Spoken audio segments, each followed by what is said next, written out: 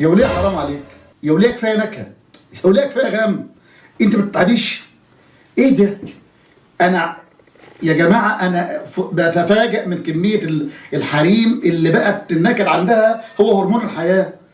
يعني انا مش عارف ايه الوجه الفايده اللي بتعود عليها من النكد ده. نكد يعني. انت عارف كانوا فعلا بيقولوها لنا على طريقه نكته زمان وانا عيال كده، واحد ومراته كده اتفقوا مع بعض ان طالب بدل ما الدنيا معاهم نكد كده على طول، يعني خلي يوم نكد ويوم حلو. على مضض، على بعد ما اتك عليها واتحايل عليها وافقت الولايه النكديه، وافقت ان يبقى يوم نكد ويوم حلو.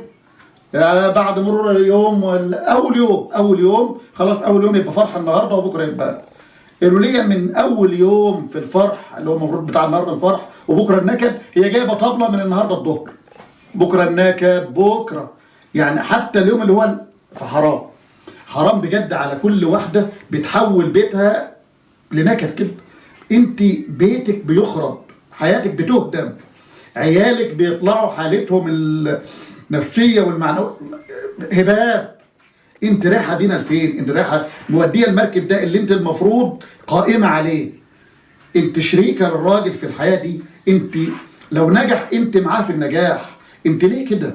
انت ليه مش بتبدعي؟ انت لو بتوجهي كل طاقتك اللي بتبذليها في النكد والغم والفقر ده بتوديها اليمه الثانيه، والله العظيم بيتك يبقى من حته من الجنه. عاوز اقول دايما الكلمه اللي بقولها: الزوجه النكديه غبيه. قاعدها؟ قاعد. الزوجه النكديه غبيه، لان هي بتدمر بيت، بتدمر اسره، بتدمر حياه، بتدمر قلب راجل ممكن يكون محتويها وفتح لها قلبه وفتح لها جناحاته. هي كل يوم بتقطم الجناحات دي، او كل يوم بتقفل باب او شراعه من شراعات القلب دي. قلب الراجل اللي مفتوح ده كل يوم انت بتحط عليه حته هباب تقفليه بيها. طب انت فاكره كده هيجي لك ملك من عند ربنا كده يروح ماسك القلب والراجل منضفه ومرجعه لك تاني جديد؟ ده انت كل يوم بتعيشيه في نكد. انت محتاجه معاناه عشان ترجعيه تاني لطبيعته. مش عارف انت رايحه بينا فين. ارجعي بسرعه، ارجعي قبل فوات الاوان، ارجعي قبل الراجل قلبه ما يضل من ناحيتك. لو قلبه ضل من ناحيتك والله لو جبت له الكون اللي فيه قفل مش هيفتح لك تاني. خلاص، اصل هو الراجل اللي فينا لو اتقفل عليه العوض. فانت حاولي تلحقي ما تبقى منه. الخرم الابره اللي مفتوح ده ادخلي منه وحاولي تنوري لمبه جوه، اللمبه تبقى شعله كبيره، اعملي فرح جوه تاني، نظفي الدنيا اللي انت عملتها جوه دي، الحقي بيتك قبل ما يخرب.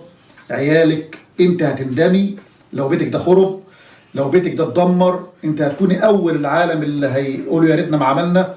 هتلاقي كل حد كان ممكن بيملى ودانك بكلام فارغ، كلام وهم، ان لا يبقى لك دور ويبقى لك كلام ويبقى لك، محدش بينكر عليك يبقى لك دور. انت شريكة الراجل، انت المركب ده بتاعك وبتاعه.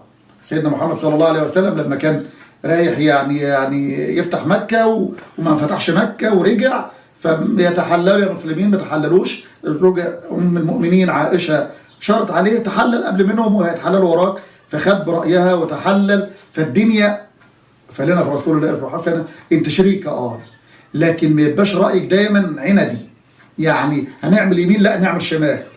طب نروح عند فلان لا مش هنروح. طب ما تيجي نزور فلان لا مش رايحين. طب هو تعبان بقى في يوم تقول له طب ما يلا روح. لا قال لا، طب ما انا كنت بتحايل عليك. فحاولي دنيتك اللي انت عايشه فيها في غم دي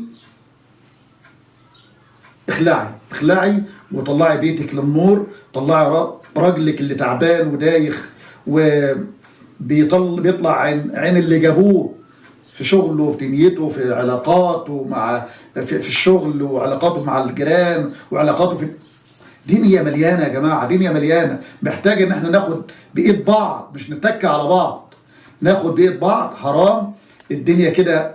خليكي بنت عالم طيبين. اهالينا كلهم كانوا عالم محترمه، فلازم يكون جيلنا يعلم الجيل اللي بعدنا الاحترام والادب والاخلاق. بلاش النكد، النكديه غبيه، المراه النكديه غبيه. والسلام عليكم.